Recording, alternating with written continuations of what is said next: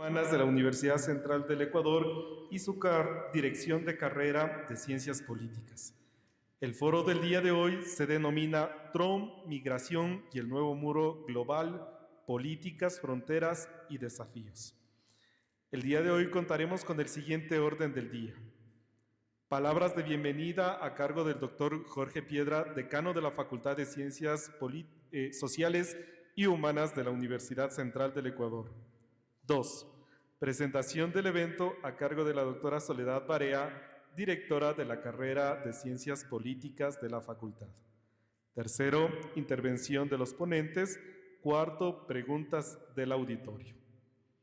El objetivo que tenemos es analizar las nuevas políticas globales de Trump en el contexto actual, centrándonos de manera especial en las políticas migratorias. A continuación, quiero dejarles en las palabras de bienvenida a cargo del doctor Jorge Piedra, decano de la Facultad de Ciencias Sociales y Humanas de la Universidad Central del Ecuador.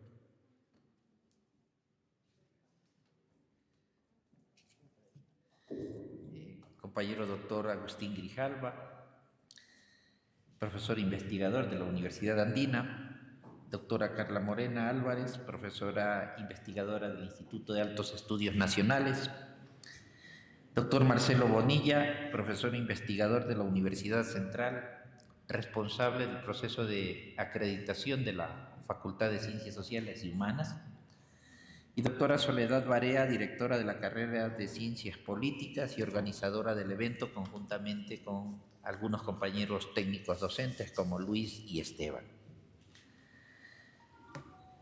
No pretendo de ninguna manera quitarle el protagonismo que deben tener nuestros invitados, así como nuestra directora de carrera, pero sí quiero decir que la organización de eventos como los que estamos tratando el día de hoy direccionan de manera efectiva el pensamiento que tenemos los seres humanos al respecto de las condiciones propias en las que se desarrolla el planeta. En condiciones que no solo el tema de la contaminación se constituye en un problema principal, sino que las condiciones del desarrollo humano, como producto de la aplicación de las políticas neoliberales en algunos casos, capitalistas en otros, imperialistas en otros, determinan también una relación entre el modelo de desarrollo y las percepciones que tienen las élites sobre lo que sucede en el mundo. Es evidente que el nivel de pobreza avanza aceleradamente en el mundo, pero también avanza de manera acelerada las contradicciones que tienen los países desarrollados que mandan en el mundo. Uno de ellos es Estados Unidos de Norteamérica, y la temática tratada por ustedes el día de hoy evidencia también una necesidad de conversar, discutir, debatir y al mismo tiempo deducir sobre cómo estas condiciones que tenemos hoy definen la vida de millones de seres humanos en el mundo. Quiero agradecerles a ustedes por haberse tomado un tiempo de su vida para estar junto con nosotros. La Universidad Central del Ecuador y la Facultad de Ciencias Sociales Humanas ha venido optando por una condición particular de establecer estos eventos como eventos de formación de nuestros estudiantes que salen de las aulas para recrearlos en una visión diferente de lo que pueden tener nuestros docentes o nuestras autoridades. Queremos decirles a ustedes que parte de lo que ustedes hoy nos van a contar y van a definir desde elementos teóricos conceptuales, también definen en algunos momentos las condiciones de las percepciones que tenemos los seres humanos sobre lo que es el desarrollo. Muchas gracias por el tiempo que nos dedican, muchas gracias a los organizadores por haber dado realce al evento con el que estamos trabajando hoy. Muchas gracias también a quienes nos están siguiendo desde el Facebook de la Facultad de Ciencias Sociales y Humanas, porque evidenciamos entonces un trabajo permanente que relaciona a la universidad con los sectores sociales y populares. Muchas gracias y bienvenidos a todas y todos ustedes.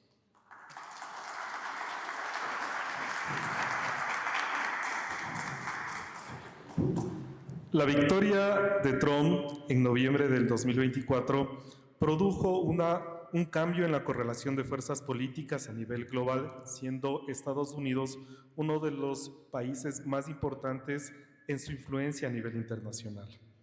Esta reconfiguración política ha afectado principalmente a América Latina, que es quien ha recibido una serie de lineamientos, normativas y acciones políticas que se han profundizado a partir de enero del 2025. En este escenario es que se abre este foro, con la participación de distinguidos ponentes y la moderación de la directora de carrera Soledad Barea. A continuación, presentación del evento a cargo de la doctora Soledad Barea, directora de la carrera de Ciencias Políticas de la Facultad. Gracias. Buenos días. Buenos días. Bueno, en realidad los organizadores del evento son el doctor Marcelo Bonilla y el doctor Jorge Piedra, y yo simplemente acogí sus ideas y organicé el evento junto con los dos técnicos docentes. Muchísimas gracias. Entonces, en este sentido, más bien les agradezco a los ponentes, a la doctora Carla Álvarez, que además es coordinadora de investigación del Instituto de Altos Estudios Nacionales y es una experta en seguridad en esta Universidad de Posgrado del Estado. También agradezco mucho al doctor Agustín Grijalva, profesor investigador de la Universidad Andina, pero además ex juez de la Corte Constitucional, que nos va a hablar desde el punto de vista del constitucionalismo y los derechos humanos, y también es parte de una universidad de posgrado. Y finalmente a nuestro querido profesor, el doctor Marcelo Bonilla, que es experto en migración, hizo su tesis doctoral sobre este tema. Entonces tenemos a unos grandes exponentes en este conversatorio de un tema que realmente es urgente. En un principio pensábamos hacerlo a inicios del semestre que viene, pero por la emergencia y por todos los acontecimientos políticos que están pasando de manera tan violenta, decidimos hacerlo mucho más pronto para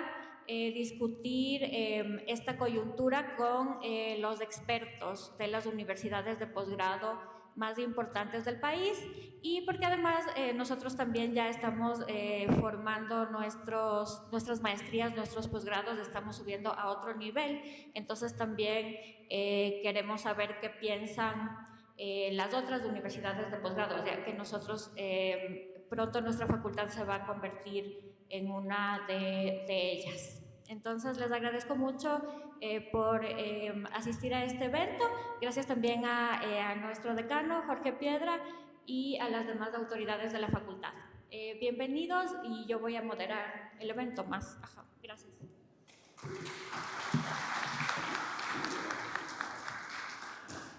Queremos agradecer la participación de todos los estudiantes de las diferentes carreras de la Facultad de Ciencias Políticas.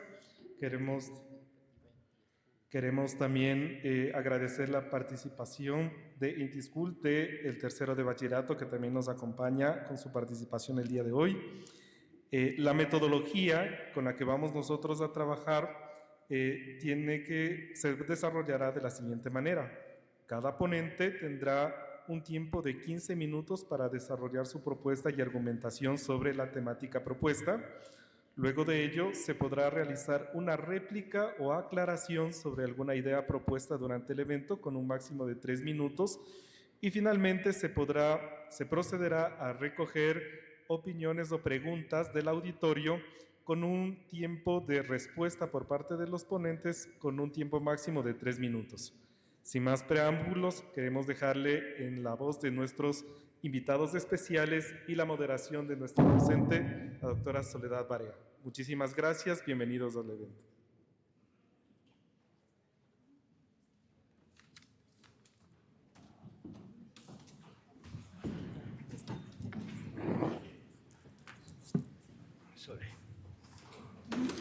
Bueno, en este caso voy a dar paso a la doctora Carla Álvarez para que inicie su presentación.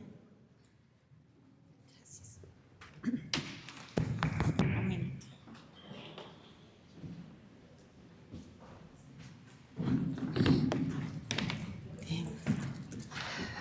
Muy bien, buenos días con todos y todas.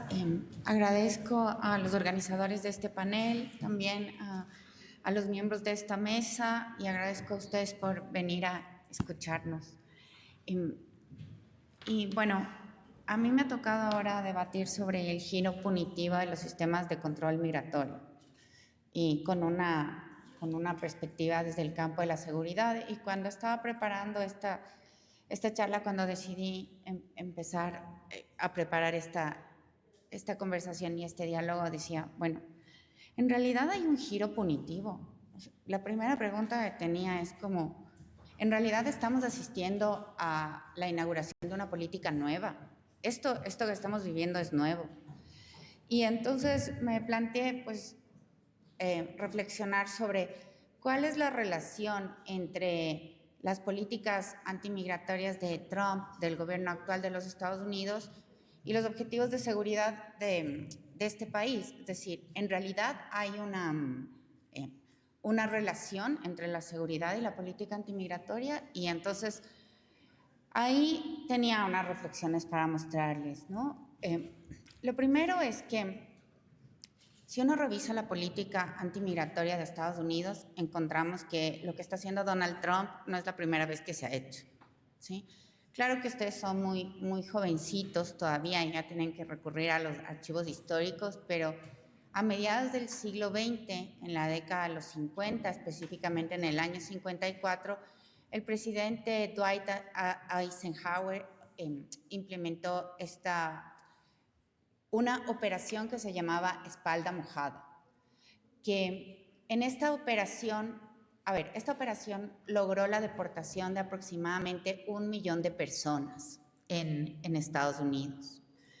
Y para algunos analistas fue uno de los episodios más vergonzosos de la historia norteamericana porque se vulneraron todos los derechos humanos de los migrantes, murió mucha gente de manera innecesaria, se pisoteó la dignidad y hay gente que habla de que esto violó todos los valores norteamericanos del respeto a la democracia y de los derechos humanos. Pese a ser una operación tan agresiva, que me parece que tiene algunas similitudes con lo que estamos viendo ahora, pese a ser una operación tan agresiva, no redujo ni la migración legal, ni la ilegal, ni tampoco mejoró la seguridad en los Estados Unidos y tampoco logró prevenir lo que pasó en el 2001. Es decir, fue una operación altamente costosa, fue altamente agresiva, con resultados muy precarios. Ahora, después de Eisenhower, las políticas antimigratorias yo creería que han tenido como una evolución de endurecimiento, ¿no? Entonces, nosotros, si hacemos un recorrido histórico desde más o menos los años 90, muchos de ustedes tal vez ya habrán nacido ahí, pero el punto es que vemos que desde inicios de los 90 hay un recurso y una retórica de antimigración, del uso de los discursos políticos en contra de la migración, y vemos que las deportaciones han ido subiendo año a año, ¿no? Entonces, empezamos con Clinton, que deportó algo así como 150,000 migrantes, va subiendo, llega Obama ya en el 2009, entre el 2009 y el 2017 ya deporta casi 400,000 migrantes. Estoy hablando de cifras aprox, ¿no? Y bueno, las deportaciones de Obama fueron tan fuertes y tan grandes que no se le llamaba Commander in Chief, sino que se le llamaba Deporter in Chief, para que ustedes vean lo brutal. Pero después viene el periodo de Trump y hay algunos analistas que dicen que los republicanos son menos deportadores que los demócratas y que el ejemplo es que Trump deportó menos gente que Obama, y bueno, hay esa línea de análisis, ¿no? Pero en realidad Trump fue súper agresivo en su primer mandato y deportó casi 300,000 personas, pero atravesado por una pandemia, por un encierro masivo, por bloqueo de la movilidad internacional. Es decir, no logró lo que quería, porque en realidad el primer gobierno de Trump fue muy agresivo con otras políticas. Si bien no tanto en número, porque estuvo atravesado por la pandemia, pues puso políticas como la tolerancia cero, que permitió la separación de las familias en la frontera sur. Recuerden esas imágenes de las noticias de los niños enjaulados, que en estas celdas con mallas, que no podían estar con sus papás. Se perdieron muchos niños y ahí todavía no ha habido la reunificación de todas estas familias. Planteó y construyó una parte del muro fronterizo ahí con México. En un momento prohibió los viajes de los musulmanes a Estados Unidos y mucha gente se quedó ahí como súper paralizada. Puso muchas restricciones a las visas de trabajo y de residencia durante su periodo. Eliminó las protecciones a este grupo poblacional que son conocidos como los Dreamers, que son los nacidos en Estados Unidos. Intentó eliminar el programa DACA justamente para los Dreamers e implementó el uso de lo que los gringos llaman el Título 42, que es esta medida para expulsar rápidamente a los inmigrantes. O sea, son deportaciones sumarias, que además no se cuentan dentro de los volúmenes de deportaciones, porque se llaman devoluciones sumarias, es decir, tiene otro término, pero a las deportaciones hay que sumar las devoluciones sumarias desde la época de Trump. Es decir, fue un momento súper agresivo en la política norteamericana. Hay que reconocer que los Estados Unidos hablan de la migración en sus estrategias de seguridad nacional frecuentemente. Pero ayer estuve revisando algunas estrategias de seguridad nacional y lo que se ve es que hay una referencia de la amenaza que representa la migración, tanto para el país receptor, Estados Unidos, como para los países emisores, ¿sí? Y aunque la migración está referida en la estrategia, como había dicho, también se habla de la necesidad de reducir la migración con estrategias de respeto a los derechos humanos y los valores democráticos de los Estados Unidos. Claro que el papel lo aguanta todo, pero en términos generales, la retórica era una retórica mucho más amable, digamos, con la migración y no era abiertamente antirracista. Entonces, y bueno, esto sin dejar de reconocer que la migración en Estados Unidos ha sido un problema interno, pero no ha sido un problema de seguridad en términos efectivos. Entonces, ¿de qué manera se relacionan las políticas migratorias de Donald Trump con los objetivos de seguridad de este país? Bueno, la hipótesis que yo tengo es que no hay una relación clara entre políticas antimigratorias y seguridad, ni en la consecución de objetivos, ni tampoco en la definición del problema. Lo que sí podría decir, y esta es ya mi hipótesis, que existe una derecha alternativa, no sé si han escuchado este nombre de alt-right, bueno, que no es un movimiento homogéneo, es un movimiento disperso, como formado por los de la alt-right, los paleoconservadores y los neoreaccionarios, que todos estos son diferentes a los neoconservadores, pueden ser términos que les parezcan nuevos, pero que están súper vigentes en los Estados Unidos. Y estos movimientos o estas formas de pensamiento articulan varios elementos que los unen. Por ejemplo, el nacionalismo, el rechazo al multiculturalismo, a la diversidad, a la migración, el rechazo al globalismo y después, bueno, ellos tienen sus aportes particulares. Pero este rechazo a la migración y a la diversidad cultural está más relacionado con los valores conservadores no tradicionales, pero también con estos valores supremacistas y racistas, ¿ya? Y esta relación la tienen más clara que con los objetivos de seguridad nacional. Es decir, la política migratoria es el resultado de una mentalidad supremacista y racista blanca, más que un instrumento para garantizar la seguridad de los norteamericanos. Pero bien, ¿qué es esta derecha alternativa, esta alt-right? Bueno, este es un movimiento político neoconservador que rechaza lo que ellos llaman la mentira igualitaria. Ellos reafirman que no todos somos iguales, que hay unos que son más y otros que son menos, que unos son mejores y otros son peores, y que coincidencialmente los mejores tienden a ser blancos. Bueno, plantean que la sociedad, como no todos somos iguales, ni todos somos tan capaces, ni todos somos tan inteligentes, pues hay unos que deben mandar sobre otros. O sea, los más capaces, que son los más blancos, pues deberían mandar sobre el resto. Entonces reivindican un orden jerárquico en el mundo y también una lectura racial en la sociedad.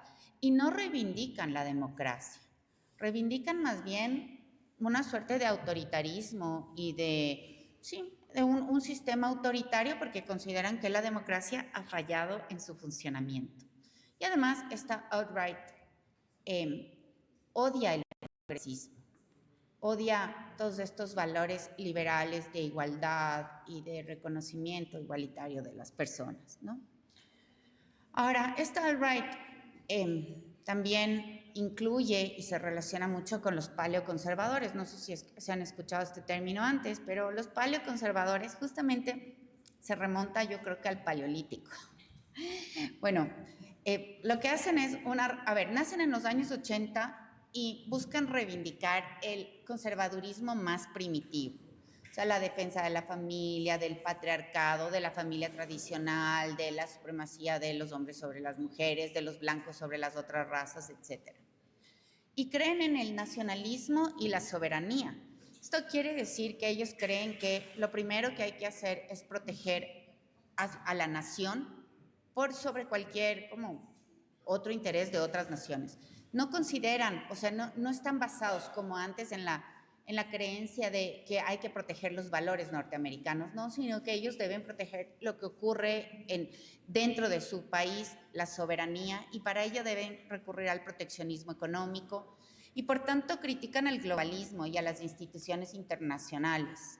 Rechazan la corrección política, es decir, saludar a todos y todas, es decir, reconocer esta igualdad en el lenguaje, no referirse agresivamente a las personas distintas y, bueno, rechazan la cultura progresista, obviamente.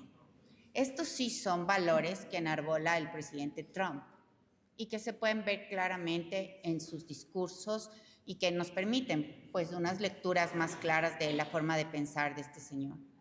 Pero tenemos también los neorreaccionarios, ¿no? Y es súper interesante este movimiento porque empieza en la década de los 2000 y empieza en el ámbito digital. A mí esto me parece absolutamente alucinante. Uno de sus fundadores, de sus mentores, de los que plantean los principios de los neorreaccionarios, es un bloguero y programador famoso que se llama Curtis Yarvin, no sé si lo conocen, pero su seudónimo en redes es Mencius Moldbuk, y es un señor que en las redes sociales y en su interacción con los blogs, con los juegos, etcétera, ha logrado influir en el pensamiento norteamericano y, bueno, propone una crítica radical a la democracia, al igualitarismo, al liberalismo moderno. También abogan por formas autoritarias, por el monarquismo tecnocrático y también por las sociedades jerárquicas. Incluso abogan por la eugenesis y, bueno, la supremacía blanca como es una de sus campos de batalla. Uno de los asesores más importantes de Trump, que es Elon Musk, que está en la publicidad de este evento, pues corresponde a esta línea de los neorreaccionarios, ¿no? Entonces, bueno, lo que nosotros vemos es que estas figuras que están en el poder en Estados Unidos tienen un tipo de mentalidad que puede claramente leerse en sus discursos, y este tipo de mentalidad considera que la migración está desafiando el orden y la cultura occidental. Esta gente cree que hay una teoría hay una teoría conspirativa del gran reemplazo, donde las otras culturas quieren reemplazar a la cultura blanca occidental y están protegiéndose de eso. Y por tanto, y en defensa del nacionalismo y en defensa de la soberanía de los Estados Unidos, pues la política antimigratoria es completamente coherente con esa forma de pensar. Es además absolutamente funcional a los intereses de esta alt-right, ¿no? Todo esto, ¿qué nos quiere decir? Pues, bueno, por una parte que hay un regreso, hay un fortalecimiento y un regreso al conservadurismo más primigenio, más reaccionario y menos tolerante que nunca, que no es nuevo, que está latente desde mediados del siglo XX, que ha dado unas muestras claras de una política antimigratoria muy cruel contra las personas latinas y también de otras razas. También esto significa que los migrantes serán una vez más un chivo expiatorio de la política del alt-right, ¿no? Porque, claro, los migrantes representan la ruptura del tejido social, representa la posibilidad de sustituir a la población blanca, pero esta política antimigratoria, racista, también siempre tiene réditos, ¿no? Si triunfa o si no triunfa, si se deporta o si no se deporta, porque siempre va a tener la posibilidad de mostrar como una intención, un compromiso del gobierno con sacar de la población a este enemigo, a este otro que no es del mismo color y que quiere aprovecharse de las condiciones ventajosas de vida que han logrado construir los norteamericanos. Entonces siempre plantea la presencia constante de este otro enemigo al cual combatir y que, bueno, es redituable políticamente. Creería yo también que es importante decir que en América Latina las poblaciones y los gobiernos están haciendo lecturas inadecuadas de la forma de pensar de los Estados Unidos. Es decir, nosotros, si vemos a muchos de nuestros gobernantes, vemos que siguen hablando en términos de libre mercado, siguen buscando la suscripción de TLCs con otros países y siguen en un código neoliberal que no es el código de este conservadurismo extremo que está implantado en el gobierno norteamericano. Y desde esa lectura equivocada se piensa también, se busca congraciarse con el gobierno del hegemón hemisférico, ¿no? Y aún en esta fase de antimigración, América Latina, los gobiernos y las personas siguen viendo a los Estados Unidos como una alternativa válida y como un refugio adecuado. Seguimos pensando, las personas y los gobiernos, que ir a los Estados Unidos nos puede salvar de la precariedad en la que vivimos o en la que hemos sido sometidos o de la violencia que enfrentamos. Y los gobiernos también siguen creyendo que recurrir a los Estados Unidos puede ser como una alternativa válida para resolver nuestros problemas. Y me parece que un ejemplo clarísimo de esto es toda la comunidad migrante de Venezuela que se unió para votar por Trump y ahora están padeciendo la eliminación del estatus de protección contra los venezolanos, ¿no? Entonces, es como que no recibieron el premio que ellos pensaban que iban a recibir, pero no sé por qué lo pensaron, si el discurso trumpista siempre fue antimigratorio. En todo caso, creo que esto nos evidencia que estamos haciendo una lectura inadecuada del cambio de mentalidad que está presente en el gobierno norteamericano. Por otra parte, y ya para finalizar, hemos entrado en una fase aislacionista norteamericana, justamente informada por esta lógica del nacionalismo y la reivindicación de la soberanía.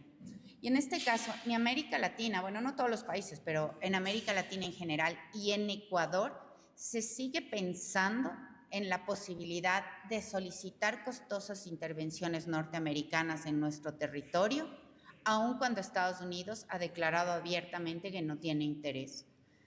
Creo yo que el shock que nos causa la política antimigratoria norteamericana es producto del desconocimiento de la evolución de la política, que hemos hecho lecturas inadecuadas y que todavía estamos pensando que Estados Unidos puede ser un refugio adecuado.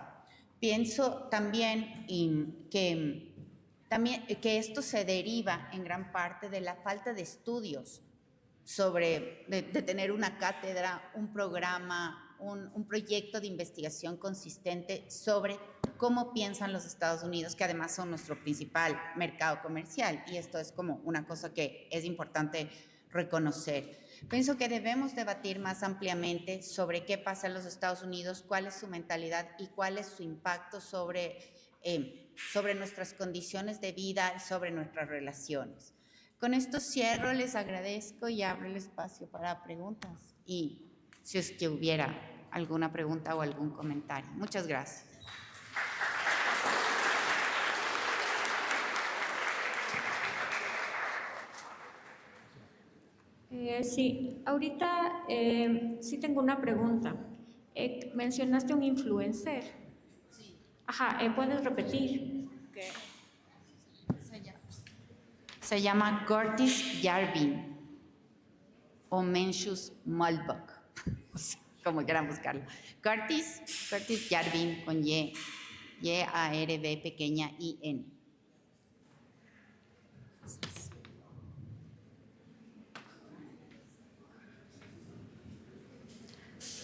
Muchas gracias. Ahora voy a dar paso al doctor Grijalva, por favor, para que nos hable de la perspectiva constitucionalista.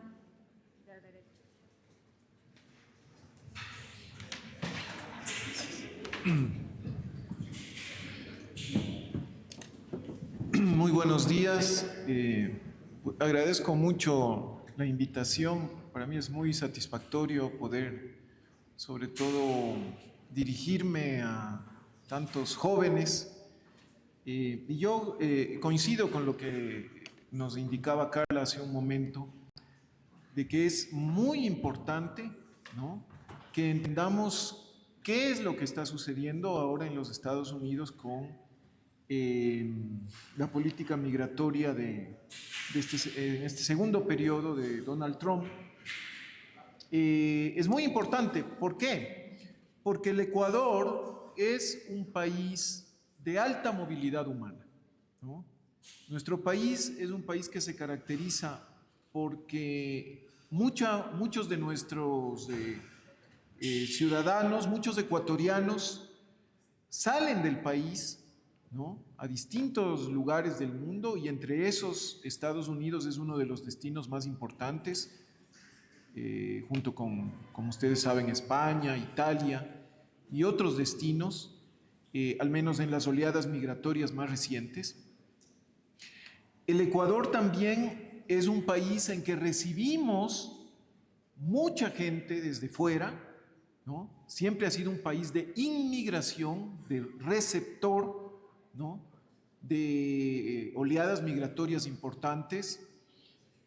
Ahora tenemos el caso de los venezolanos, pero antes sucedía con los colombianos, y ha habido inmigración importante desde Haití, desde Cuba y otros países. Entonces, hay inmigración, recibimos gente, hay emigración, salen también desde el Ecuador.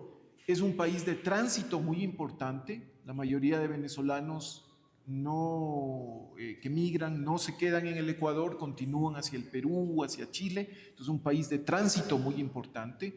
Es un país que tiene el más alto número de refugiados en el continente, al menos en América Latina, ¿no? Entonces, en el Ecuador, la movilidad es un tema crucial para las ciencias sociales, para las ciencias políticas, para los estudios y las investigaciones que ustedes tienen que hacer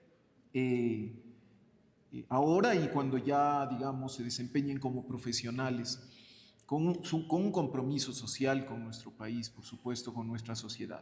Entonces, un fenómeno muy importante. Y como ya hemos anotado, es un fenómeno transnacional. Entonces, para entender la migración, tenemos que entender, por ejemplo, lo que sucede en el Ecuador, lo que sucede en los países de tránsito y en los países de destino, y en este caso, los Estados Unidos. Así que, efectivamente, como bien lo indicaba Carla, es fundamental en este proceso, ¿no es cierto?, de tránsito desde unos países a otros, entender lo que sucede, por supuesto, en el país de destino. Yo me voy a referir brevemente al caso ecuatoriano, tratando de complementar un poco lo que se ha dicho, y luego voy a hacer también algunas anotaciones sobre la situación en Estados Unidos. El Ecuador, en la parte constitucional, jurídica, es un país altamente garantista. En lo formal, digo, en el plano jurídico formal, en nuestra Constitución tenemos efectivamente muchas garantías para la población en movilidad. ¿no? Ustedes saben que incluso se reconoce la ciudadanía universal, se enfatiza la igualdad de la que deben gozar los extranjeros en el Ecuador, y la Constitución expresamente establece de manera taxativa los únicos derechos, digamos, que no podrían ejercer, por ejemplo, derechos políticos, y eso hasta que no cumplan 5 años de residencia legal en el país. Luego incluso algunos derechos políticos se les reconoce. E insiste nuestra Constitución en esta igualdad que Carla bien nos hacía notar. Ahora se está atacando, ¿no? No solo hay una guerra interna, un conflicto armado interno, hay un conflicto, hay una guerra global contra la igualdad, ¿no? Contra la igualdad entendida como la igualdad material, que se llama la igualdad de hecho, que es reconocer las diferencias de los otros, ¿no? Porque a veces para lograr igualdad tenemos que reconocer diferencias, si no, violamos la igualdad. Si tratamos, por ejemplo, a una trabajadora, igual que a un trabajador, resulta que no le vamos a reconocer, por ejemplo, que puede quedar embarazada y que por tanto tiene derecho, ¿no es cierto?, a una licencia laboral por maternidad. Y entonces, al igual que al varón, diremos, no, pues está abandonando su trabajo y entonces tiene que salir de su trabajo. Una cosa absurda, ridícula, porque la diferencia biológica está allí, ¿no es cierto? Las mujeres son las que son madres, y para respetar sus derechos laborales, sus derechos al trabajo, pues hay que reconocer esas diferencias. Bueno, ahora esas diferencias se quieren desconocer. No, se quieren desconocer y efectivamente en este discurso neoconservador se dice no, la única igualdad formal que existe es la igualdad formal. Todos somos iguales ante la ley.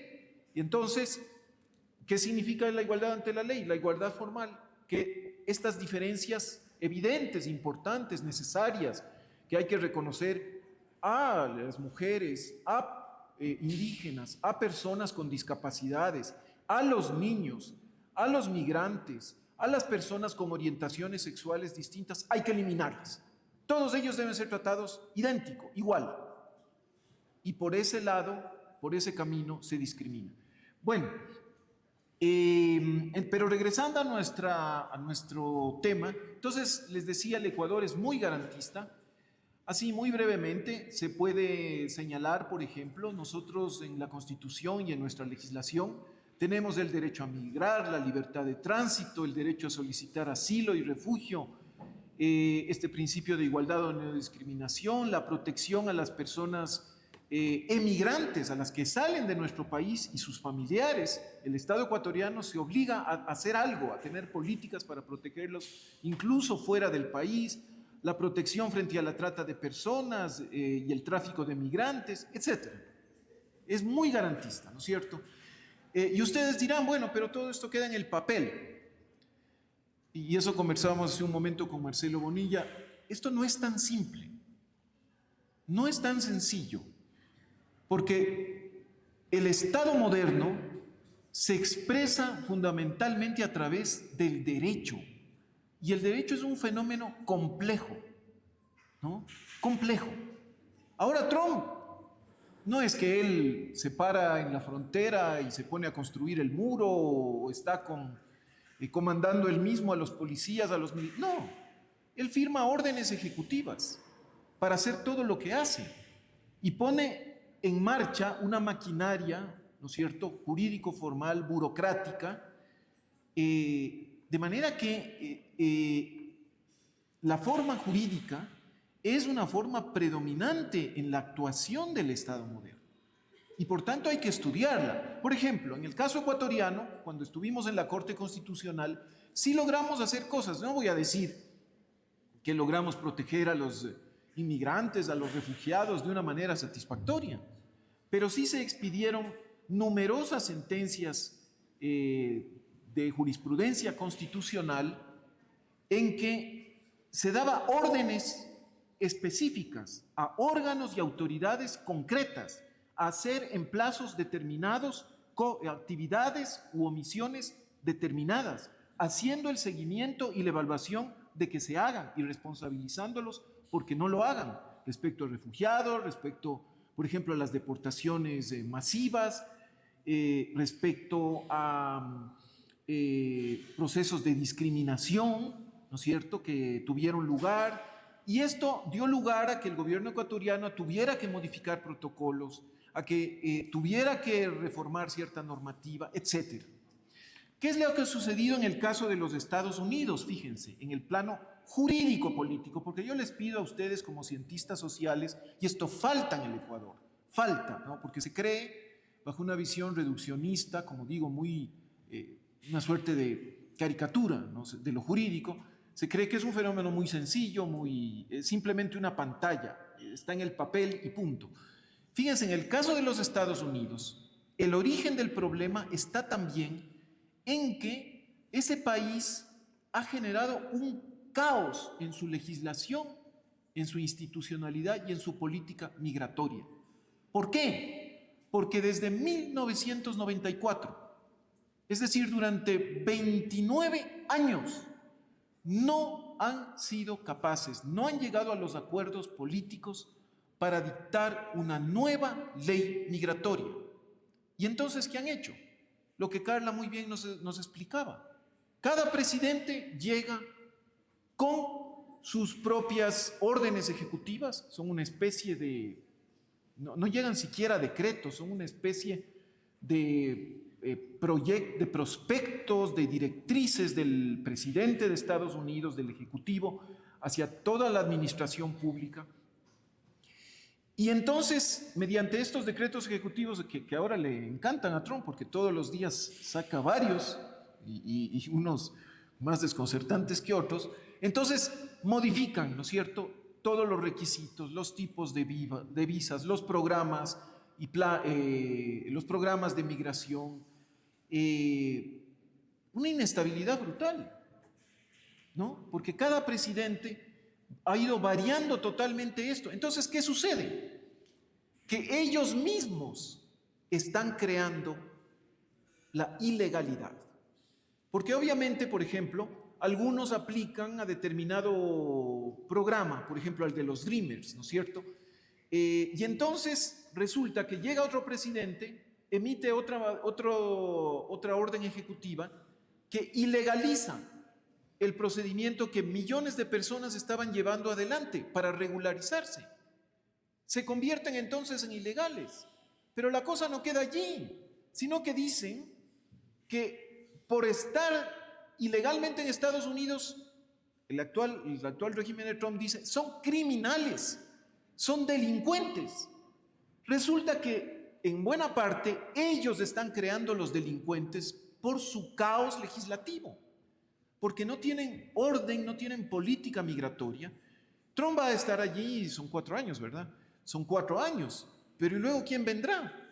Y muchas de las políticas y la legislación y las órdenes ejecutivas de Trump serán revocadas por el nuevo presidente, quizá, o tal vez se mantengan o se profundicen, no sabemos. Entonces, fíjense, este también es un ejemplo de cómo lo jurídico se articula a los movimientos demográficos, a las complejidades y las luchas políticas y a la problemática social. Entonces, esta es otra cuestión que quería hacerles notar. Yo estoy de acuerdo también en la idea, y esto es fundamental, la idea esto de la migración como criminalidad es absurda realmente en el caso de Estados Unidos. Miren, yo hice allí mi maestría, mi doctorado, yo viví, sumando todo, 5 años en Estados Unidos. Les digo, algo que me impresiona de ese país es que allí se encuentra el mundo. Y algo que me gustó, porque además de la música, hay cosas también muy valiosas, ¿no?, y muy positivas de ese país. Y una de las cosas lindas de los Estados Unidos es que es un país de encuentro del mundo. Ahí ustedes encuentran gente de todo el mundo, ¿no? En el caso de lo académico, yo tenía compañeros, no sé, de 8 o 10 países. Venían recuerdo el dato, solamente cuando, ya hace varios años, y ahí había el dato, leí en la prensa, solamente estudiantes chinos. Cuando yo estudié allí ya como hace, creo que cerca de 20 años, había 50.000 estudiantes chinos, ¿no? Era, no sé si sigue siendo, el país con más estudiantes extranjeros en el mundo. Es un país de migrantes, ¿no? El propio Trump es descendiente, es apenas creo la segunda o la tercera generación de inmigrantes a Estados Unidos, como lo es Obama, ¿no? Y su esposa, en el caso también de Trump. La mitad de los trabajadores agrícolas en Estados Unidos son inmigrantes ilegales, ¿no? Ellos dicen, todos ellos son ahora delincuentes. Pues, ¿cómo van a sostener su economía si la economía agrícola de los Estados Unidos se basa en la inmigración? Entonces, eso es absurdo, es totalmente irreal, ¿no? Los seres humanos siempre nos hemos caracterizado por la movilidad, y si hay un país que se caracteriza por estar construido desde sus inicios, desde su fundación, por la inmigración, eso es Estados Unidos, ¿no? Es un país que surge, pues ustedes recordarán, por la inmigración de puritanos ingleses que por razones religiosas, económicas, políticas, abandonaron Inglaterra y llegan a los Estados Unidos desde su propia fundación. Es un país de inmigrantes. Obviamente lo que ellos requieren discutir a profundidad es esta legislación y esta política migratoria caótica que, a mi modo de ver, combinada con la emigración de países, digamos, en que hay mucha pobreza, por las grandes desigualdades en la economía mundial, precipitada esa pobreza por la crisis a partir del económica, a partir del 2015 y luego por el COVID, ha intensificado las olas migratorias, particularmente vía el Darién. Y entonces, eso combinado con su falta de legislación y política migratoria y también con la falta de políticas adecuadas en nuestros países, porque la migración también tiene que ver, pues, con la pobreza y la falta de oportunidades, la falta de horizontes en nuestros países, ha dado lugar a esta crisis. Y estoy de acuerdo en que no es cierto que esto se va a solucionar. No es cierto que van a sacar 8, 10, 12 millones de migrantes. Eso es imposible. Necesitarían, algunos han calculado, que haya 20 aviones diarios sacando miles de personas diariamente. Eso es imposible. Esto tiene más que ver con el populismo de derecha que se nos describía, con el nacionalismo. Se está vendiendo este discurso, está imposible, más bien como una estrategia electoral, pero eso no va a suceder. Sin embargo, sí es cierto que mucha gente está sufriendo, que sus derechos humanos, protegidos no solo por las leyes de Estados Unidos, sino también por el derecho internacional, nuevamente están siendo violados, que los hijos están siendo separados, los niños, los adolescentes están siendo separados de sus padres, que también personas con discapacidad, ¿no es cierto?, y otros grupos vulnerables están viendo violados el derecho, los derechos que el derecho internacional y la jurisprudencia internacional y las instituciones internacionales les reconocen.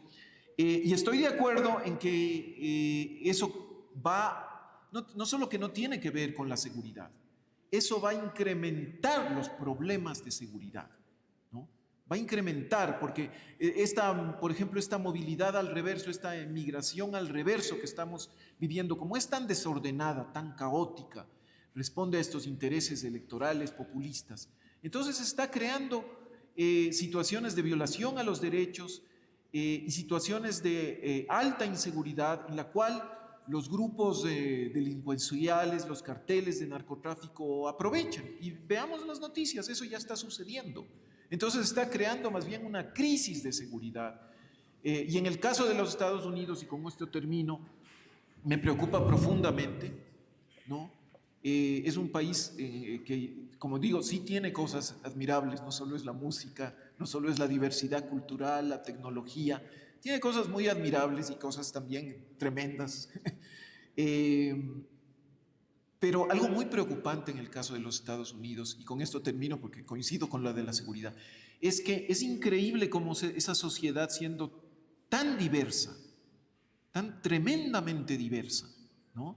En lo cultural, en lo lingüístico, en las ideologías presentes allí, ha logrado relativamente un cierto equilibrio. Pero con las políticas que se están llevando adelante, migratorias y de otra índole, tengo el temor de que ese equilibrio se rompa y entonces tengamos los estallidos y la violencia que los Estados Unidos han tenido en otras épocas, ¿no? Ha habido épocas en que la ciudad de Los Ángeles ha sido quemada casi completamente por los afroamericanos protestando por la discriminación racial, ¿no? Tenemos el problema de la brutalidad, de la violencia policial, especialmente contra minorías étnicas.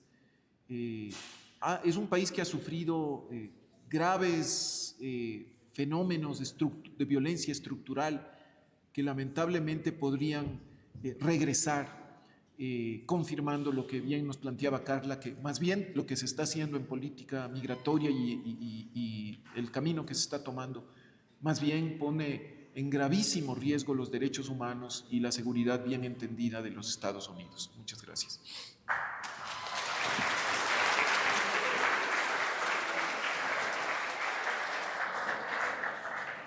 Muchas gracias, doctor Agustín Grijalva. Ahora voy a dar paso al doctor Marcelo Bonilla, que nos va a hablar desde la antropología política, el tema de la migración y de la situación actual de Estados Unidos. Muchas gracias, Sole. Bueno, estoy de acuerdo en que este proceso de criminalización del inmigrante no es nuevo, y esto es a nivel global. Tengo que decirlo que en Unión Europea esto se hizo más diplomáticamente, menos estrepitosamente. El artículo 1 del convenio de Schengen justamente es en el que se criminaliza al inmigrante irregular. Y voy a leer casi textualmente.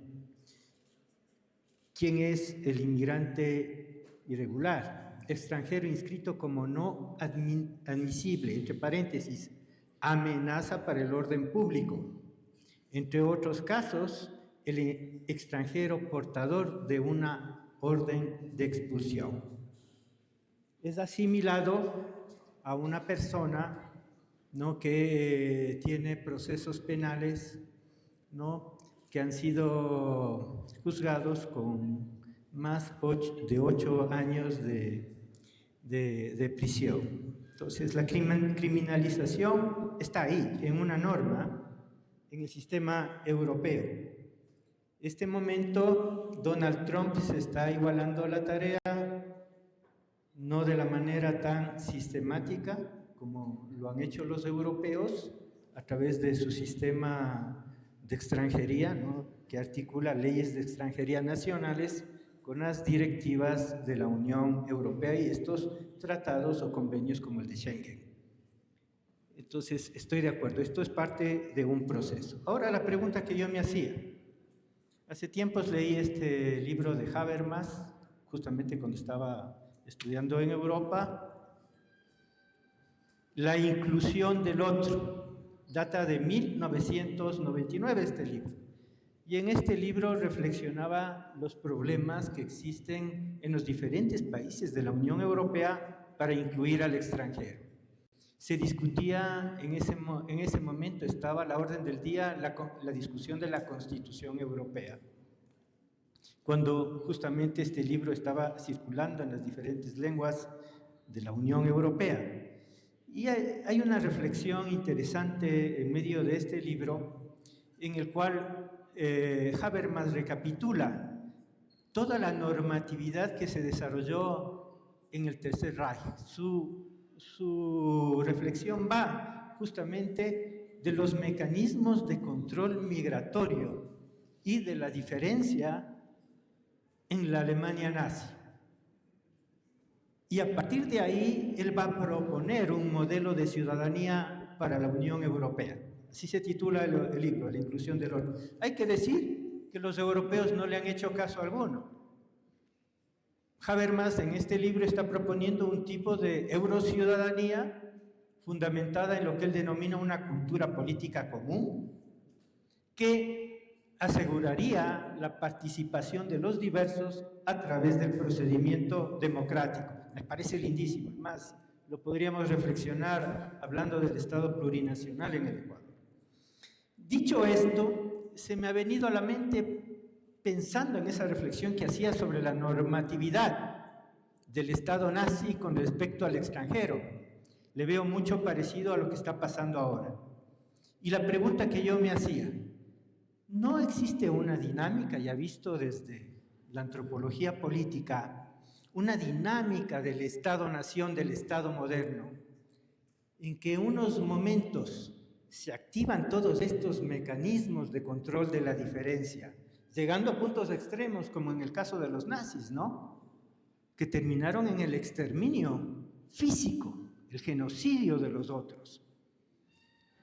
Pues creo que esta reflexión de Habermas me ha hecho pensar, sí, el Estado moderno, como parte, unidad política y económica del sistema mundo capitalista, se somete a una especie de dinámica pendular, dependiendo de la situación, del contexto geopolítico de los estados, estos van transformando sus mecanismos internos. Y me voy a retrotraer después, voy a hacer 3 reflexiones para tratar este tema, ¿no? La idea es, existe una especie de dinámica pendular en las estructuras del Estado moderno, dependiendo del contexto histórico del sistema mundo capitalista, vamos a ver un desplazamiento, un reforzamiento de los mecanismos de control de la diferencia. O también vamos a ver esos momentos bonitos de los que nos ha hablado también el Agustín. También los Estados Unidos ha tenido unos momentos bonitos. A mí me gusta esa nota hippie, y me gusta también el rock y todo eso, ¿no? Me gusta la lucha por los derechos civiles, fabulosa.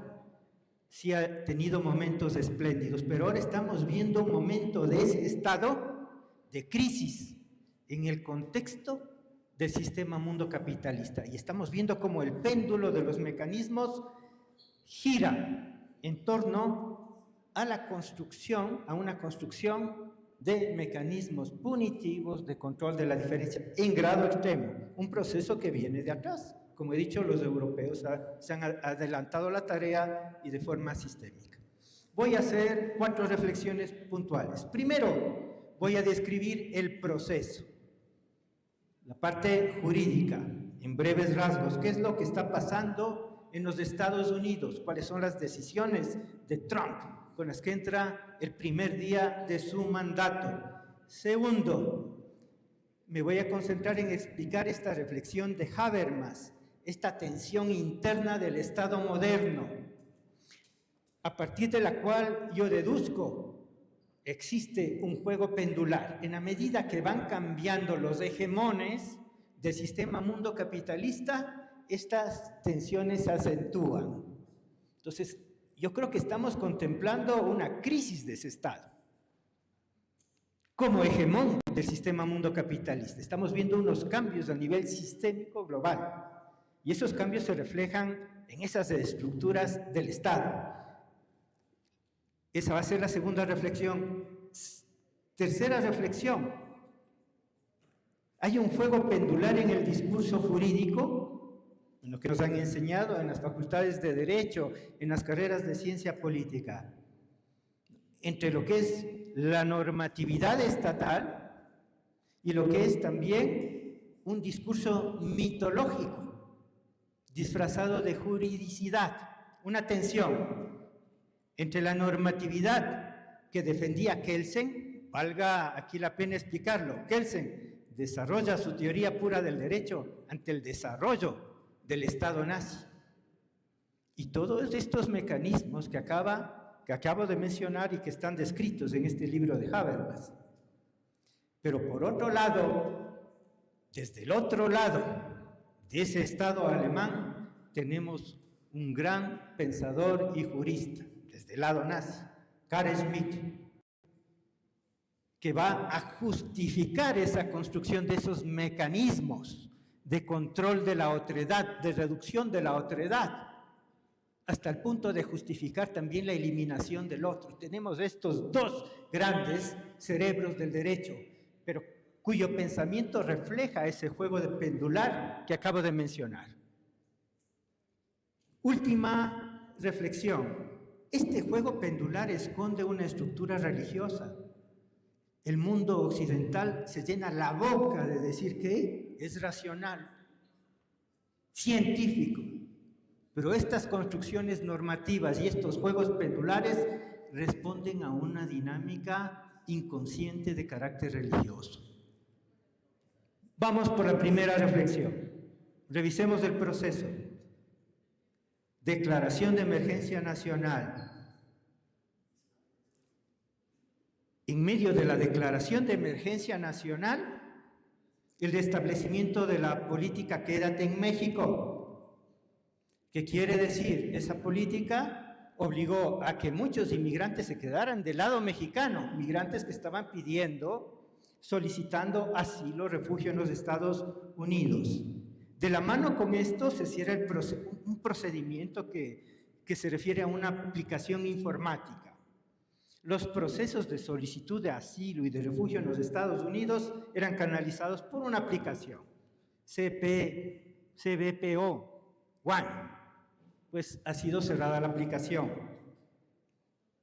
Hay que decir que 70,000 personas son afectadas por este cierre. Imagínense. La eliminación de los santuarios para inmigrantes. Estamos hablando de Chicago y Nueva York, donde se aplicaban ciertas reglas que protegían a los inmigrantes. El centro de estas reglas, y voy a resumirlo así, es la no discriminación por cuestiones de origen nacional. Entonces, todas las autoridades, policías, burócratas estaban obligados a cumplir en sus procedimientos con esta regla central. Eliminación de los santuarios, a partir de esa declaración de emergencia nacional. Militarización en la frontera con México y la continuación de la construcción del muro. Esto también ya lo conocen ustedes. Deportaciones masivas, ¿no? Se inician los procesos de las deportaciones masivas. ¿Qué hay que decir? Esto es bastante demagógico, porque hay 14 millones de inmigrantes, de acuerdo a los datos del propio Estado federal. Hay aproximadamente 14 millones de inmigrantes irregulares en los Estados Unidos. Es imposible sacarlos. Lo que va a pasar es que van a terminar en una condición de neoesclavitud. Eso es otra cosa. Es algo que sí sucede en Europa, a través de todo el sistema normativo desarrollado. Los inmigrantes están limpiando las alcantarillas de Barcelona, de París, etcétera, trabajando en el campo, haciendo los trabajos que no hacen los nativos, en condiciones de un nuevo tipo de esclavitud. También hay una orden de suspensión de todos los trámites relativos a la adquisición de la ciudadanía en virtud del nacimiento en territorio estadounidense. Esa orden es delicada, hay cantidad de recursos de este momento que se han interpuesto contra esta orden. La suspensión de los asentamientos de refugiados. También se ha iniciado un proceso para declarar como organizaciones terroristas a los carteles de narcotráfico. También Trump ha mencionado sobre el impulso, ¿no?, para restaurar la pena de muerte, sobre todo en virtud de la criminalidad que llevan los inmigrantes a los Estados Unidos. ¿En dirección de qué va este proceso? He descrito las partes del proceso normativo. En virtud de la reactivación de la ley de 1798, la ley de enemigos extranjeros. 1798, qué bonito. Con esta ley van a parar a campos de internamiento en la época de las guerras que enfrentó Estados Unidos, japoneses, italianos, alemanes. Reflexionemos esto. El proceso está encaminado ¿a qué? A construir el estado de excepción radical contra el otro. Ese es el camino. Imagínense si logra este propósito, la reactivación de la ley de 1798. Otros presidentes lo han logrado reactivar en ciertas circunstancias, presidentes estadounidenses, con consecuencias muy graves. He descrito el proceso, pasemos a la segunda reflexión del viejo Habermas. Esta reflexión que ha derivado en esta hipótesis del juego pendular. El Estado moderno es parte de un sistema mundo capitalista. Y dependiendo de los cambios de ese sistema mundo capitalista, las estructuras internas del Estado-nación fluctúan. Hay dos elementos de esa estructura del Estado moderno. Estado y nación, nos dice Habermas. Estado, estructura de poder, campo burocrático, nos va a decir en este mismo libro Habermas. Estructura a través de la cual se ejerce poder sobre un territorio y una población determinada. Estado. Se hace eco de la definición weberiana, campo burocrático. Eso me parece bonito, suena bien. Nación. Grupo de personas que creen tener un origen histórico común, destino y origen histórico común. Estos dos elementos se han fusionado y han provocado la fusión de otros dos elementos, la ciudadanía y la nacionalidad, que no son lo mismo, eran diferentes, caminaban separadas. Ciudadanía, sistema de pertenencia político, esta ciudadanía de las ciudades de Estado, les he explicado, de las ciudades del Mediterráneo en época de Maquiavelo, que fija la lealtad política al príncipe, al Estado, se fusionó con el sistema, el mecanismo de pertenencia identitaria. Yo pertenezco a esta tribu, a esta nación. Se fusionaron. El Estado moderno es producto de esas fusiones. A la vez, estas fusiones determinan la existencia de un sistema de derechos que se ha ido desarrollando, que el Agustín nos ha explicado. Ahí está el tema de los derechos constitucionales, pero continúa existiendo el sistema identitario. Pues bueno, lo que nos está diciendo Habermas es que cuando hablamos de la Segunda Guerra Mundial, el peso de desarrollo de los mecanismos estatales de control se concentró en el mecanismo identitario. Se debilitó el sistema de derechos de la Constitución del Weimar. Y todos los mecanismos se concentraron a nivel del núcleo identitario. ¿Y esto terminó en qué? En todas esas leyes antimigratorias que terminaron en eliminación, no solo del otro externo, sino también del otro interno. Ahí tuvo Carl Schmitt una fabulosa aportación. Yo no sé cómo mis colegas abogados le siguen citando, sobre todo cuando justifican el estado de excepción del actual presidente. Esto es patético y patológico a la vez. Me venía a la mente, sí, Habermas nos ha citado las leyes del Tercer Reich en este libro, pero yo puedo hablar de otras leyes también anteriores. En Francia, la ley de sospechosos de 1793 terminó en lo mismo. Eran los republicanos franceses los que abanderaron esto. Terminaron también en la eliminación del otro interno y del otro externo. La misma codificación de 1794. Escuchen las fechas, 1793, 1794 en Francia. Y la ley que quiere reactivar Trump es la ley de enemigos extranjeros de 1798. ¿No les parece una coincidencia? Pues no. estábamos en el momento de desequilibrio de los estados modernos en ese momento. Y el orden jurídico también refleja esas realidades globales. He terminado la segunda reflexión. Vamos por la tercera. Esta me gusta porque me hace volver a los textos que no me gustaban leer. El Agustín se acuerda de esto. Esto no me gustaba leer, pero ahora me gusta. Entonces, aquí hay una tensión a nivel del discurso jurídico y le estoy tomando a un jurista argentino, me estoy inspirando, citémosle para darle el crédito porque se merece. Este es un cerebrito que hay que citarle. Es Martín Delgado Farrell. Tú lo debes conocer, Agustín, posiblemente. Entonces, él nos describe, nos hace una síntesis. Aquí vengo cargando, me he estado leyendo la teoría pura del derecho de Haskell. Es lo que no me gustaba leer a mí. Pero bueno, ahora toca leer.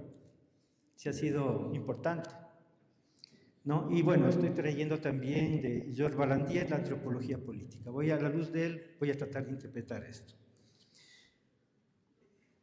¿Qué nos dice el jurista argentino?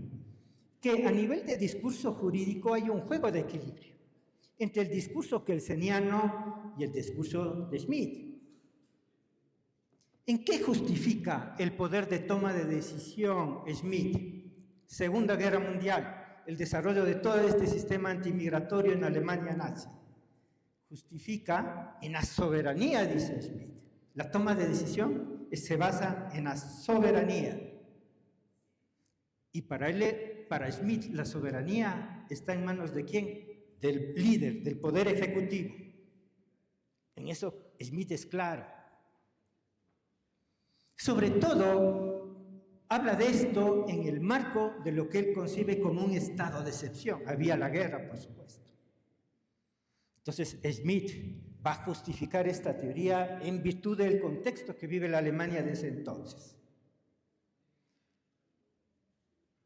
Nos va a decir Schmitt que la excepción, el estado de excepción, y piensen en nuestro país, porque hemos vivido en estado de excepción algunos años.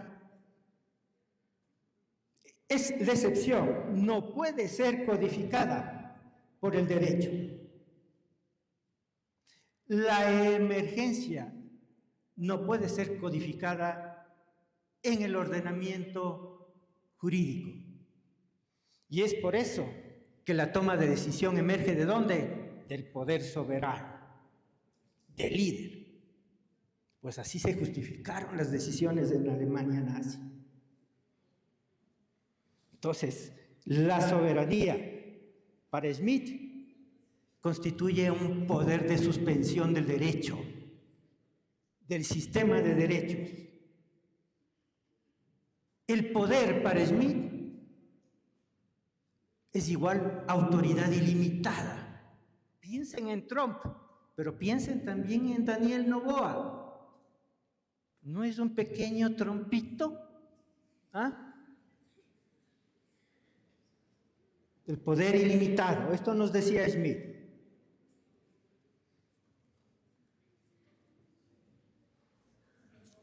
No existe apelación alguna, decía Schmitt, ante la decisión soberana en el estado de excepción.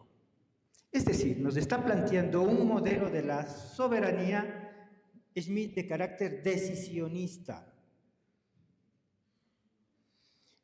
En este sentido, yéndonos contra Max Weber, la soberanía del Estado no descansa en el monopolio del uso de la fuerza, sino en el monopolio de la toma de decisión. El problema es que este modelo lo han acogido aquí en América Latina y vean lo que hemos construido, el monstruo de Estado al que tenemos en este momento en nuestras narices. Pero pensemos en Trump, porque esto es un fenómeno global, no es un fenómeno de los Estados Unidos particular, es un fenómeno global. Vamos a Kelsen.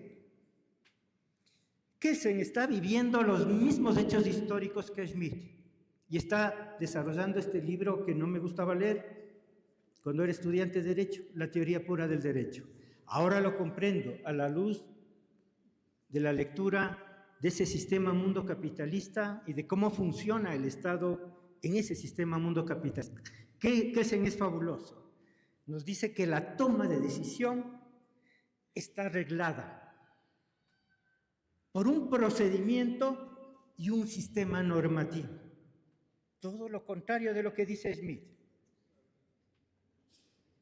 Por supuesto, esta conclusión a la que llega Kelsen se fundamenta en esta separación que él realiza y que yo no la comprendía cuando era estudiante de Derecho, entre la norma, el mundo de las normas del deber ser y la realidad.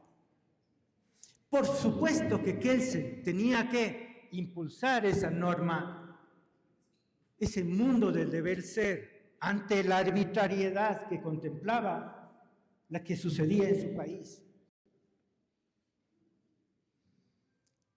En cuanto a la soberanía, en alteridad de lo que dice Smith, dice que la soberanía inclusive del Estado, esa soberanía tiene limitaciones. ¿Y cuáles van a ser las limitaciones? La del orden jurídico internacional, el derecho internacional. Trump, Noboa, no solo están pisoteando su orden constitucional, Agustín, están pisoteando el derecho internacional, están pisoteando los derechos humanos. Esa Declaración Universal de Derechos Humanos que fue impulsada por los propios Estados Unidos, la parte bonita de los Estados Unidos, la parte hippie que me gusta. No. Artículo 13 de la Declaración. Toda persona puede salir del país en el que ha nacido, puede decidir en el país que quiere vivir y trabajar y además puede retornar a su país de origen. Yo no soy diplomático, a veces me emociono y les pido disculpas por las malas palabras. Le digo a mis estudiantes, me disculpan cuando va a ser una mala palabra. Los Estados Unidos se está cagando en el artículo 13 que impulsó ese mismo país. ¡Qué vergüenza! ¡Qué vergüenza! Entonces, la misma soberanía estatal para Kelsen tiene sus limitaciones, y esas limitaciones son las del derecho internacional, y también ahí el artículo 13 de la Declaración Universal, que no respeta ni los Estados Unidos ni Europa. Estamos ante la construcción del Estado total a nivel global. Ante eso estamos. Y hay que volver a leer el artículo de Smith sobre el Estado total. Se están haciendo realidad los sueños de ciertas élites, ¿no?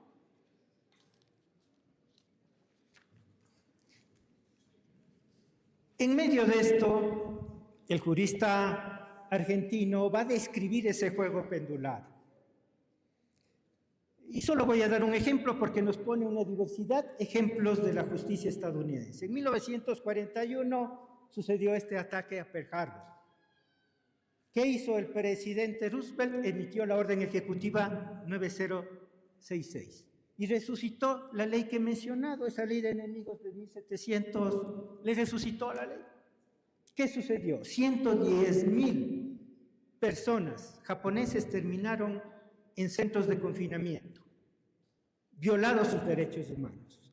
La Corte Suprema estadounidense ratificó la decisión del presidente en virtud de un argumento del estado de excepción. Le citaron al señor Smith. Cuando quieren le citan a un nazi, cuando no quieren no le citan y son hippies. Así es el poder. Le citaron a este nazi. Entonces, en ese sentido, en 1988 recapacitó el Estado federal y expresaron sus disculpas ya a los descendientes de los afectados, que habían muerto, la mayoría de ellos. Expresaron sus disculpas en 1900 y nos va a dar una serie de ejemplos de cómo actúa la justicia estadounidense, a veces ratificando las decisiones de este tipo o a veces negándolas. ¿De qué dependerá eso? Por ejemplo, en el caso del cierre de las industrias de acero en los Estados Unidos en la Guerra de Corea, 1952 ordena el cierre. La Guerra de Corea se inicia en 1950. El presidente Truman en 1952 emite la orden ejecutiva a partir de la cual se cierran estas industrias del acero. Y ese mismo año la Corte Suprema echa abajo esta decisión del presidente Truman. Era otro contexto histórico, diferente. No estaba en crisis el Estado, como en otras épocas. Entonces, de ahí va la hipótesis. Acabo con esta tercera reflexión y voy a la última. A mí me parece que el Estado estadounidense, valga la redundancia, está en crisis, en un juego de competencia a nivel global. Producto de esa crisis, justamente todos los mecanismos de control han derivado en lo que nos dice Habermas, un desarrollo expedito de la exclusión, y puede terminar esto en eliminación del otro. Sí, el contexto podría ser de enfrentamientos internos también, por la diversidad de los Estados Unidos. Es muy posible que suceda eso. Pero contemplamos un Estado en decadencia. Si es que nos atenemos a esta idea de esta dinámica pendular. Pero esa dinámica pendular en el caso de los Estados Unidos tiene una estructura religiosa. Y me he estado dando cuenta que en los discursos del señor Trump y de todos su gabinete siempre hay una invocación a la divinidad, hay cierto tufo de ritualidad fundamentalista, y quiero hacer observación detenida de esa estructura discursiva. Hay una dicotomía entre lo que Dupont, este pensador francés, ha definido como un juego entre herejía y ortodoxia. 1648, el Tratado de Westfalia. Es un buen indicador del comienzo del nacimiento de los estados modernos. ¿Qué sucedió? La separación de la Iglesia y el Estado. ¿Impulsado por quiénes? Por los protestantes, calvinistas y luteranos. Se dejaron de matar católicos y protestantes y firmaron el Tratado de Westfalia, Tratado de la Paz de los Estados Occidentales. Ahí está el comienzo de la separación Iglesia y Estado. La paradoja es, el protestantismo impulsó esa separación, que es la base también del pluralismo ideológico, la base del pluralismo religioso, es base de algunos pluralismos, ese evento histórico. Ahora estamos contemplando ante un proceso inverso. Los grupos más extremos del fundamentalismo, a los cuales se articularían algunas de las características de ese neoconservadurismo que nos ha hablado Carla, se han tomado el aparato estatal estadounidense. Y vemos lo contrario, una reestructuración religiosa de un Estado en un momento de crisis. Entonces, ese discurso de herejía y ortodoxia que fue neutralizado en 1648 en el Tratado de Westfalia, me hago eco de las reflexiones de Dupont. Voy a leer esta reflexión. En 1648, esta estructura que dinamizaba la lucha política de las sociedades antiguas, medievales y del antiguo régimen europeo, se dinamiza, es reconfigurada. Voy a leer este párrafo textual de una reflexión sobre este sistema que hice hace algunos años. Es necesario aclarar que si bien las estrategias dualistas de reducir al otro, donde estarían todos estos discursos racistas, articulado a una estructura religiosa fundamentalista protestante, no ese protestantismo que provocó la división del Estado y Iglesia, ese otro protestantismo básico, que es importante en el nacimiento de los Estados Unidos. Es necesario aclarar que si bien las estrategias dualistas de reducir al otro de forma simultánea a sistemas de significados y a un sistema de poder se cristalizaron y conformaron en la Edad Media este sistema herejía y ortodoxia, en la modernidad han sufrido mutaciones y desempeñan un papel distinto. Ya no son parte del sistema señorial de dominación. Esta cuestión de eliminar al hereje, ¿no?, medieval. En el Estado moderno, esta dinámica se constituyó en un elemento de un sistema neutralizado de oposiciones. Esa es una característica del mundo moderno y tiene que ver con la tolerancia a la diversidad religiosa, de coexistencia de la herejía y la ortodoxia, en el que las diferencias son encajadas en una relación dialéctica de fuerzas sociales. Pues bueno, este estado de neutralidad, chao en los Estados Unidos. No hay la separación iglesia-estado. Estamos contemplando, para mi concepto, una reestructuración religiosa del Estado. Estamos viendo el fin de este Tratado de Westfalia en 1648, que es importante, según Immanuel Wallerstein, a nivel del sistema mundo capitalista, ¿no? Porque en 1648 nace un modelo de Estado, comienza a nacer ese modelo de Estado moderno al que le caracteriza esta dinámica estructural que acabo de explicar. Muchas gracias.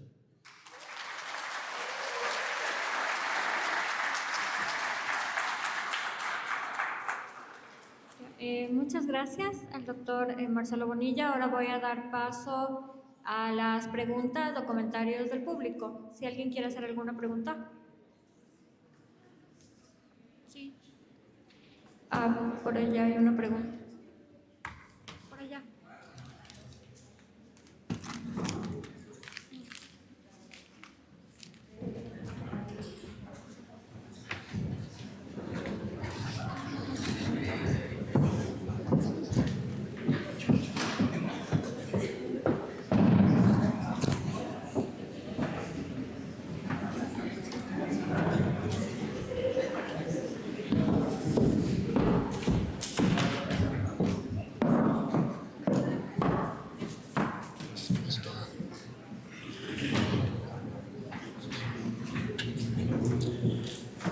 Bien, yo quisiera abrir un cuestionamiento alrededor de la reflexión de la profesora Carla Morena.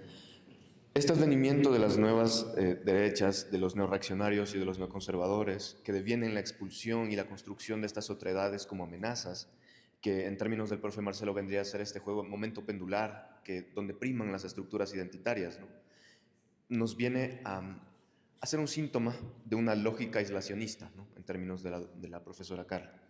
Yo quisiera problematizar esta idea pensando en que esta lógica no solamente puede ser aislacionista, sino que más bien remite a una reconfiguración funcional de esas otredades.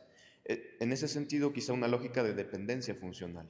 Entonces, quisiera aportar aquí esto que se ha dicho desde el gobierno estadounidense sobre Canadá, sobre Groenlandia, sobre México, quizá algunas conquistas que tienen ciertos efectos de integración.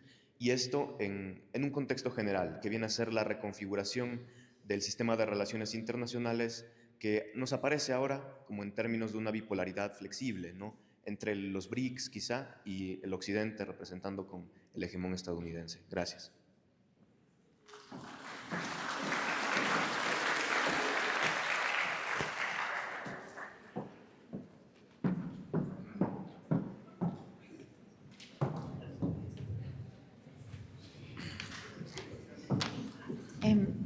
Nada, me parece que es como interesante lo que mencionas, concuerdo contigo, excepto que no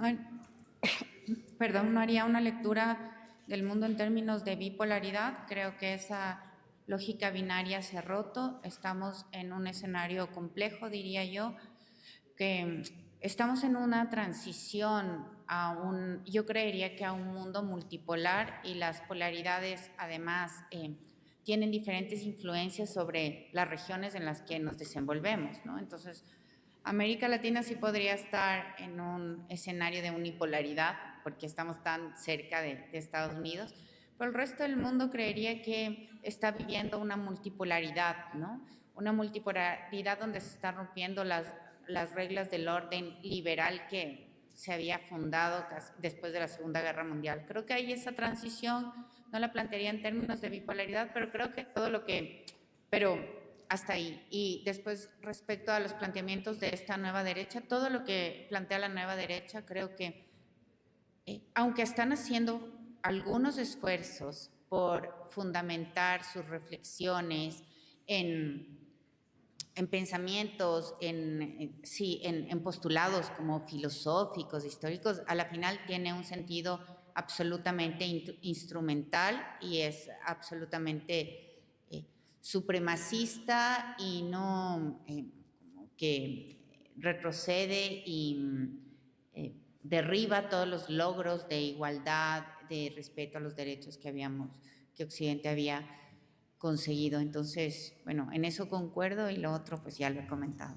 Gracias. Muchas gracias, doctora. ¿Alguien más? ¿Alguna pregunta? Sí, por allá, ya.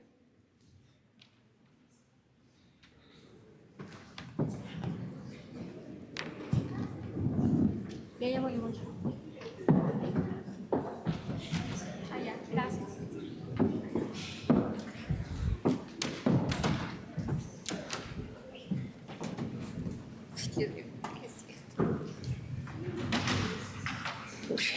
Bueno, mi pregunta va más dirigida al hecho de que, bueno, esta integración de la religión, como se había hablado, como de este retroceso a esta nueva paz westfaliana de la que habíamos hablado, más que la integración de la religión puede ser más bien como considerada como un mecanismo de biopolítica para Foucault, o únicamente con los fines de mantener una hegemonía en un sistema multipolar que ya no existe, con una redistribución de poderes.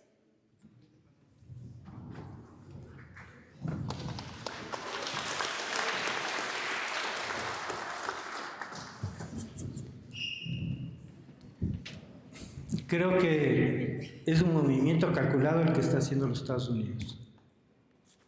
Creo que la élite estadounidense está consciente de la crisis de su hegemonía a nivel de la configuración, el momento actual del sistema mundo capitalista. Y la iniciativa por ejemplo, una de las iniciativas que ha proclamado el señor Trump, la toma de Groenlandia, ya sea a través de la compra-venta o la ocupación militar, no fue iniciativa del lado republicano. Tiene una larga historia esa iniciativa. Viene de otros grupos, inclusive del lado de los demócratas.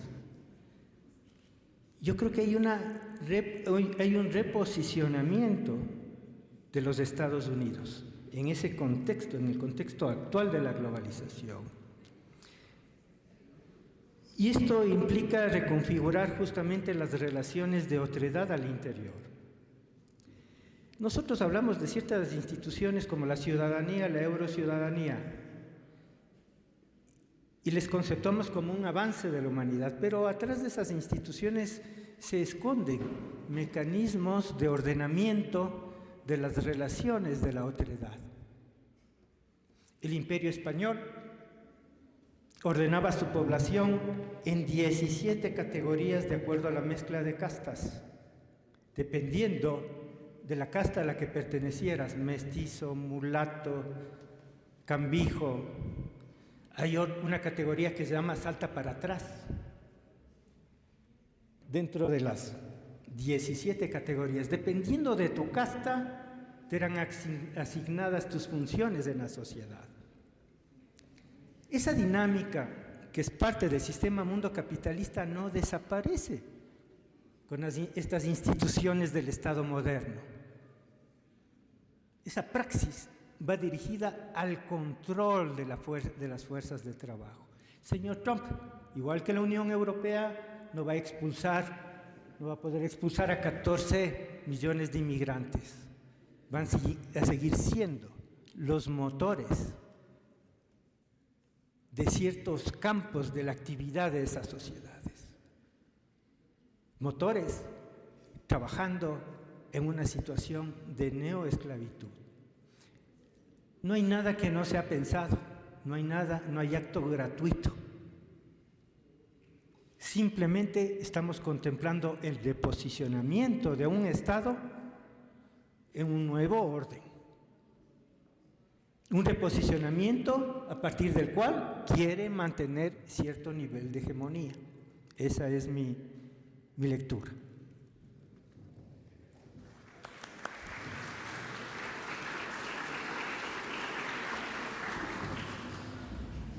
Yo le voy a dar la palabra a Agustín. Agustín, te va a dar la palabra. Algo... Espérate un minutito. No llega. Algo se mencionó sobre la cuestión religiosa también, y eso sí me puso a pensar profundamente, porque efectivamente vi en las noticias que el presidente Trump firmó un decreto ejecutivo ordenando que en las escuelas públicas de los Estados Unidos se lea la Biblia, se estudie la Biblia. Y bueno, como tantas cosas que viene haciendo, yo decía, pero es que eso no se puede hacer, pero es que eso es inconstitucional, porque efectivamente eso quiebra el Estado laico, va contra la libertad religiosa, contra la diversidad, ¿no? Yo estoy con datos creo que desactualizados, pero algún rato vi, pero hace años, debe ser más, por ejemplo, budistas. En los Estados Unidos me parece que son 8 o 10 millones de budistas, ¿no? Hay gente, como hay gente de todo el mundo, hay gente de todas las religiones. Y entonces, ¿qué es lo que va a suceder? Que los niños que, digamos, ya tienen incluso la nacionalidad, van a asistir a esas escuelas públicas y les van a obligar a estudiar un texto de otra religión distinta a la de ellos. Pero eso va contra la libertad religiosa. ¿Y qué va a decir sobre esto la Corte Suprema? El problema es que varios de los jueces designados por Trump, me parece que son 3 o 4, están en la Corte Suprema. Y ellos vienen de centros de estudios jurídicos neoconservadores que van a generar algún tipo de justificación, de racionalización de esto. Entonces, efectivamente, estamos en esta situación en la que se está desmantelando el liberalismo. Es que el liberalismo no solamente está siendo atacado el Estado de Derecho, el Estado social, se está atacando ideas y principios de liberalismo, ¿no? Incluso en su versión clásica. Realmente es un momento muy preocupante, y por eso, chicos, chicas, creo que es un momento de reflexionar profundamente. Yo he escuchado con mucha atención también a Marcelo, me deja pensando en muchísimas cosas, ¿no? Creo que están bajo ataque instituciones fundamentales, ¿no? Como el Estado de Derecho, la Constitución, esto del estado de excepción que nos analizaba Marcelo. Ahora este es un país que vive en estado de excepción, más que eso, en estado de conflicto interno. Pero la Corte Constitucional dice que eso no existe y declaró inconstitucional eso, pero no importa. Como no importa lo que los pocos jueces federales que tengan la valentía de decirle a Trump que es inconstitucional, a él no le importa. Puede ser todo lo inconstitucional que quiera, eso se sigue ejecutando. Y entonces, efectivamente, estamos llegando a una suerte de dictaduras institucionalizadas, ¿no? O aparentemente institucionalizadas, que ya usan lo jurídico como una fachada. Y en sistemas así, pues los derechos humanos están en constante riesgo, ¿no? Gracias.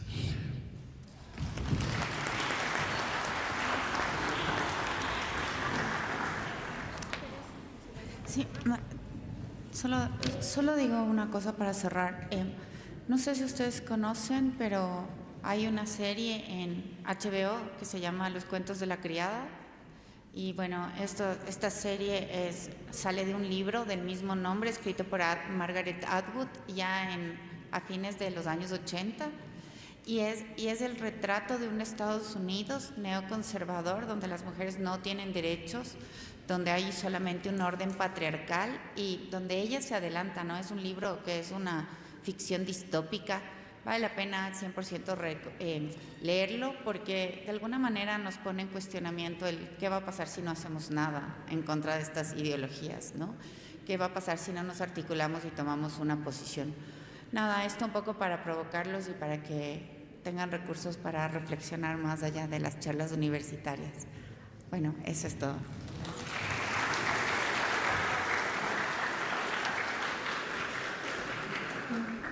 Bueno, muchísimas gracias por acompañarnos en este conversatorio y también gracias a los doctores Marcelo Bonilla, Carla Álvarez y Agustín Grijalva. Hasta luego, gracias por su atención.